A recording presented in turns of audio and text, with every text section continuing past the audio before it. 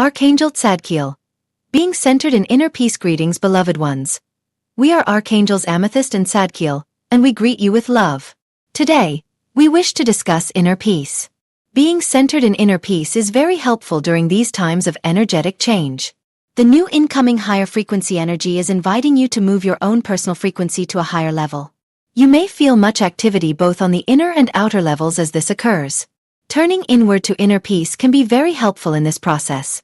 This shifts the focus away from the outer noise and allows you to turn inward to experience inner stillness.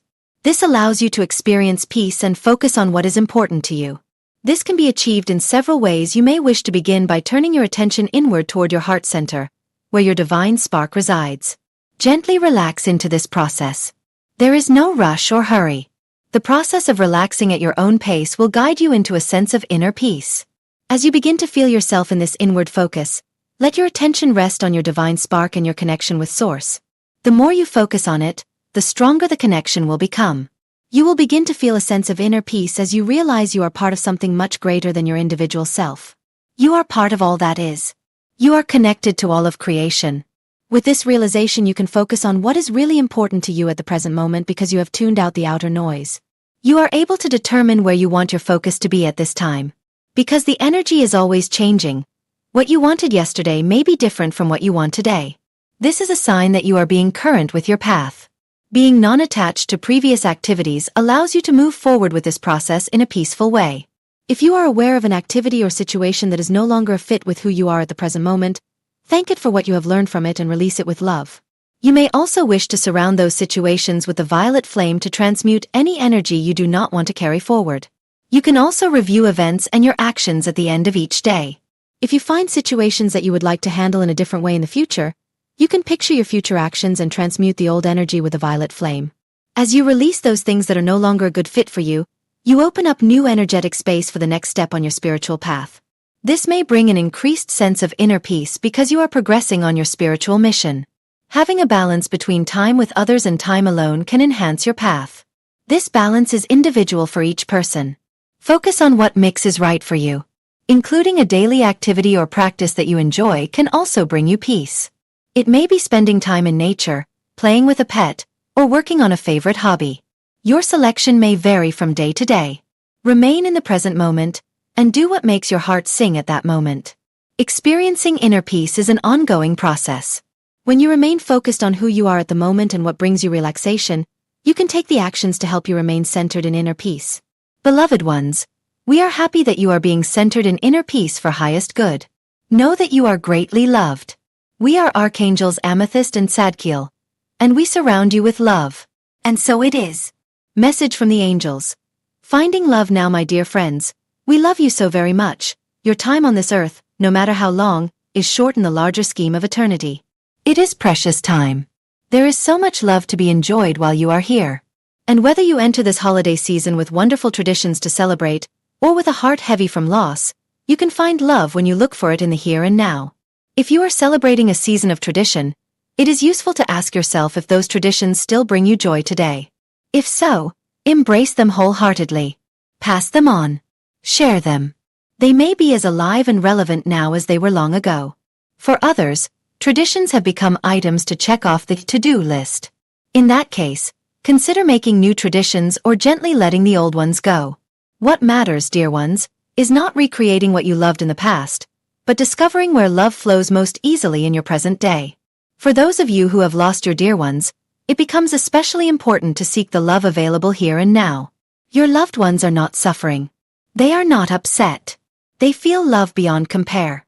No matter what they went through on earth or what they put you through, they now see with expanded clarity.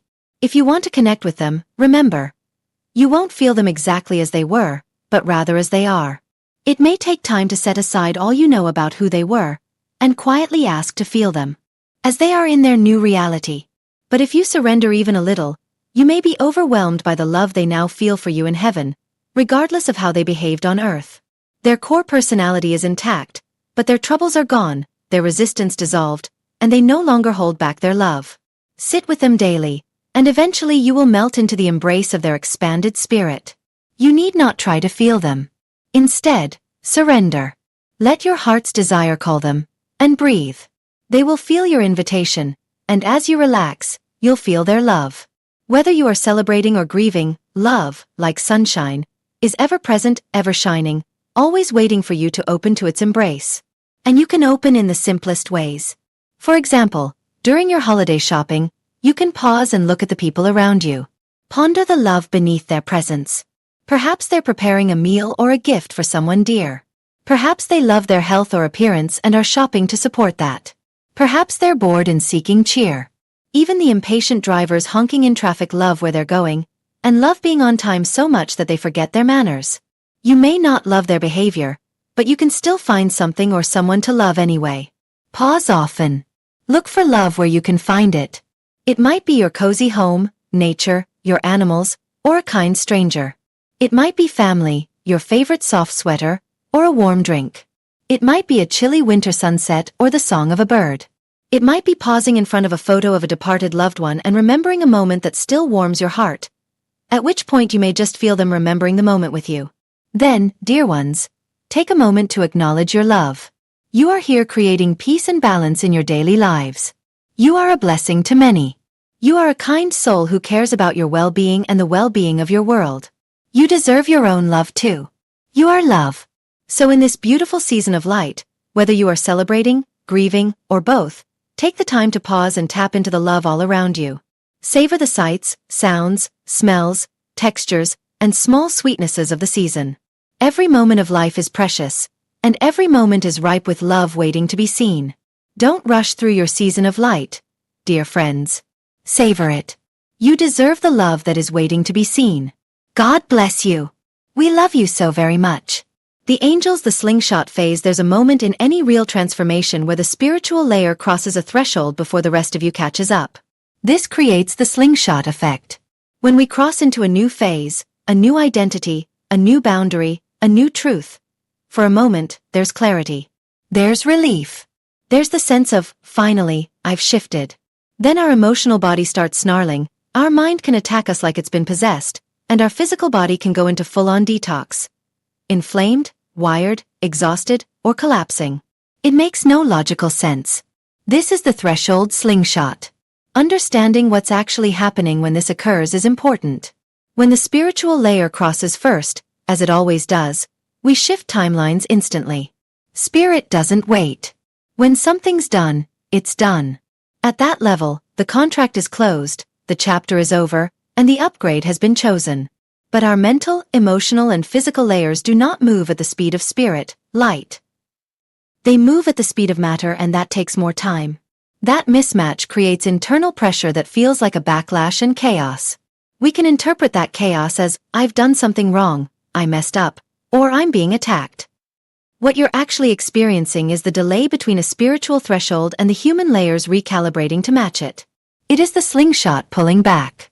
When we cross a large threshold, the kind that changes our internal geometry and rewrites programming, the emotional body immediately starts cleaning up whatever can't come with us. That cleanup mission often feels like being shoved backward. Old grief, old fear, old patterns of self-abandonment or people-pleasing, old childhood programming. All of it rises at once because the timeline that held those patterns is dissolving. The emotional and mental bodies freak out because they think, where do I belong if that chapter is truly over? What do I anchor into now? We can feel the panic even if nothing is wrong. This is why we can have a major shift one day and wake up the next morning with anxiety buzzing through our skin, tears that come out of nowhere, or a sudden fear that we forgot something, missed something, or did something wrong. The emotional body just hasn't caught up to the new timeline. Then there's the mental body, the trickiest of all. The mind hates transition. It is uncomfortable in the unknown and is threatened by identity restructuring. So, it attacks. The mind will do anything to reassert control. When the spiritual layer crosses a threshold, we've already become a new version of ourselves, but the mind is still operating from the fears, patterns, and survival strategies of the previous version. It's outdated software running on a new operating system, and it malfunctions. It can become vicious, make up stories, drag up old beliefs and programming in an attempt to drag us back into the familiar. Yet once our spirit has crossed the threshold, the new frequency has already landed in our field, and we can't be dragged back to the old for long. It is just that the old mental architecture is short-circuiting as it is exiting. Then there is the body. The body is always the last to cross the threshold because it's the densest, slowest moving layer.